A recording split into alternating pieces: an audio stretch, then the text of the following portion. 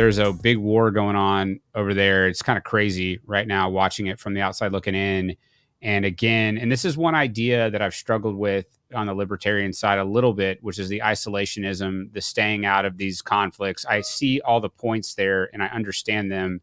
And I see the massive waste of money that goes into the industrial military complex. But, as a student of history looking back, has there ever really been a civilization that's prospered over the long term that wasn't kind of this aggressor that had their finger in wars all the time? That was sort of, that's when I look back at history, I'm kind of like, is it realistic to not be at some level in a conflict?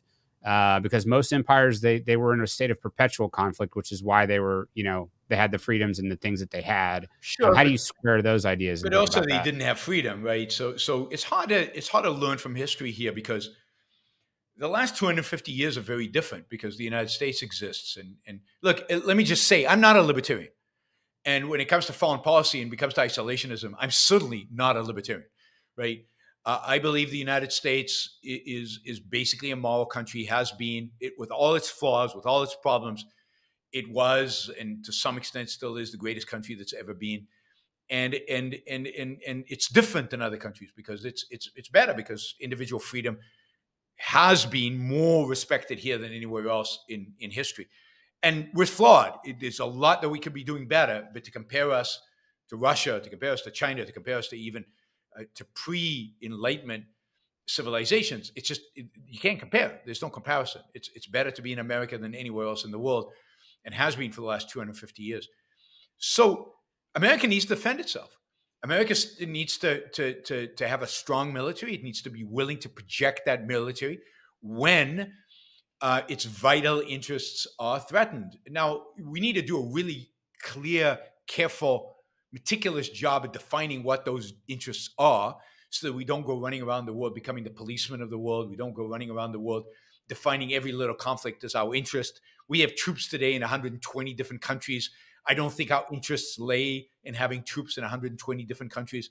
But I think we can clearly, we need to, and we should clearly define what our interests are. And those interests should be around protecting the individual rights of American citizens. They should be around protecting the life and property of Americans.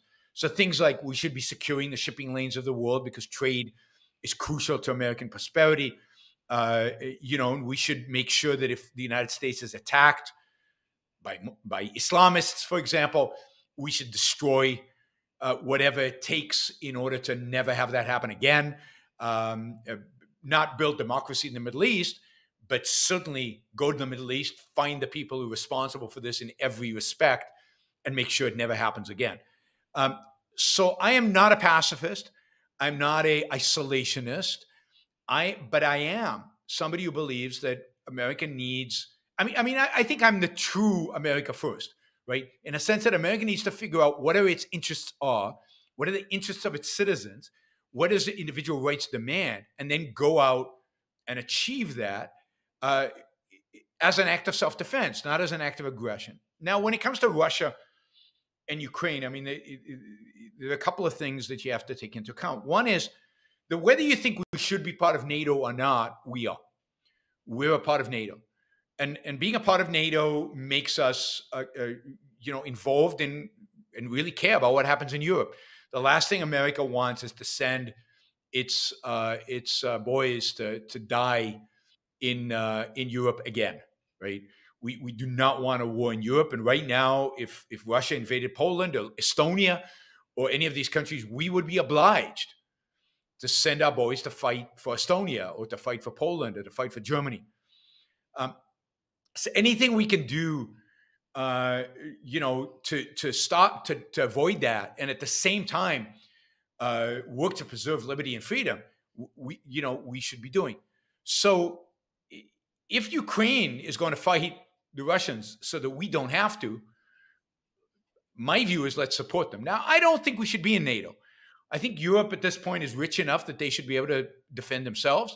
I think the United States should have a 4-year plan to get out of NATO slowly, let the Europeans build up their defense budgets. And so over time, I think the United States should disengage militarily from Europe and let the Europeans defend themselves. But right now, we're part of NATO. And as part of NATO, I think we should be doing everything we can to allow the Ukrainians, to crush the Russians, or at least throw them out of Ukrainian territory. Russia is the aggressor here. Russia is the bad guy here. Russia is the authoritarian state here.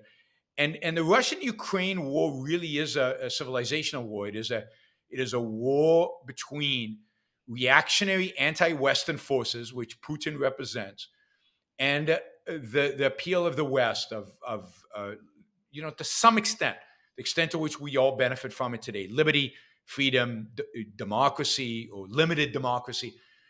The sin that Ukraine committed, the reason Russia invaded, is that Ukraine was starting to look west.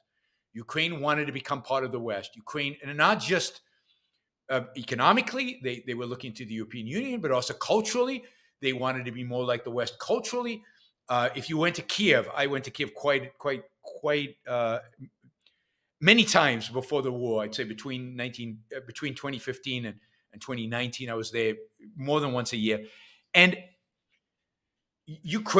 Kiev was becoming a Western city. It was clearly abandoning kind of its Orthodox roots, its Russian roots. It was looking west, and that was the sin. And I think the West is better than Russia, and so I hope the West wins. And in that sense, I hope Ukraine beats Russia, and I think we should help them do it. Yeah, and you talked about